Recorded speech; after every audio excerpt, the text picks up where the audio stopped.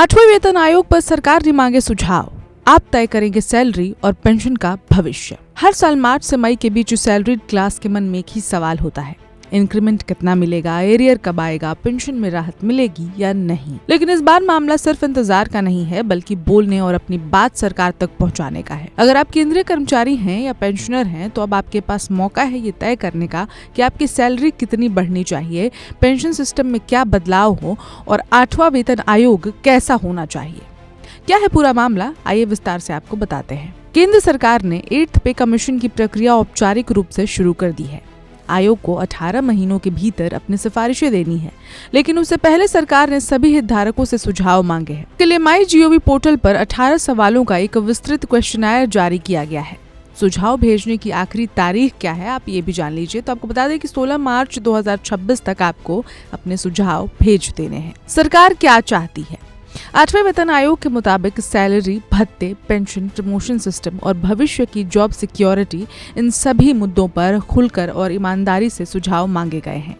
आयोग ने साफ कहा है कि सुझाव देने वालों की पहचान गोपनीय रहेगी, सभी जवाबों का सामूहिक विश्लेषण होगा। 18 बड़े सवाल जिन पर आपकी राय जरूरी है और सरकार ने ही ये राय मांगी है। क्या 7वें वेतन आयोग का पे मैट्रिक्स ठीक है? फिटमेंट फैक्टर कितना होना चाहिए? न्यूनतम वेतन कैसे तय हो? डीए को बेसिक में मर्ज किया जाए या नहीं? एचआरए और अन्य भत्ते आज के खर्चों के हिसाब से पर्याप्त हैं? ओल्ड पेंशन बनाम एनपीएस पर आपकी क्या राय है? न्यूनतम पेंशन की गारंटी होनी चाहिए या नहीं? प्रमोशन और एमएसीपी सिस्टम में क्या बदलाव हो? कॉन्ट्रैक्ट कर्मचारियों को समान वेतन मिले या नहीं?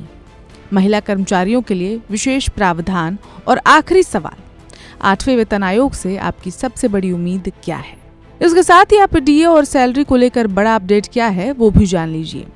दिसंबर 2025 के AICPI IW डेटा के आधार पर डीए में 2% बढ़ोतरी लगभग तय मानी जा रही है। मौजूदा डीए 58%, संभावित जो नया डीए हो सकता है वो 60% हो सकता है। फिटमेंट फैक्टर कैसे बदलेगा सैलरी? संभावित फिटमेंट फैक्टर जो है 1.92 का है। उदाहरण से समझिए, 18,000 की अगर आपकी बेसिक सैलरी है तो 18,000 और फिटमेंट फैक्टर 1.92 से अगर गुना करते हैं तो 34,560 रुपए जो आपकी नई बेसिक सैलरी हो जाएगी। इसी आधार पर एचआरए, टीए और डीए तय होंगे। किसे मिलेगा फायदा? लगभग 50 लाख केंद्रीय कर्मचारी, करीब 65 लाख पेंशन होल्डर, यानी करीब 1 करोड़ लोग सीधे तौर पर प्रभावित होंगे। कब लागू होगा 8वां वेतन आयोग? पूरी तरह लागू होने में लग सकते हैं 2-3 साल, लेकिन इफेक्टिव डेट 1 जनवरी 2026, मतलब एरियर इस तारीख से ही गिने जाएंगे। एरियर मतलब जब से लागू हो गया, तारीख जब से गिना जा रहा है, और जब आपका फाइनल डेट आता है तब से पूरा पैसा जो है आपको जोड़कर मिल जाता है। तो कुल मिलाकर ये कह सकते हैं कि ये सिर्फ एक सरकारी प्रक्रिया नहीं, ये मौका है अपनी सैलरी, पेंशन और भविष्य को खुद आकार देने का। अगर आपने अपनी बात अभी तक नहीं रखी है तो हो सकता है फैसला कोई और कर दे। और अब सवाल आपसे है, आप क्या चाहते हैं 8वें वेतन आयोग से? उसका सुझाव फटाफट शेयर कीजिए और अपडेट्स के लिए देखते रहिए one India Hindi. Subscribe to One India and never miss an update.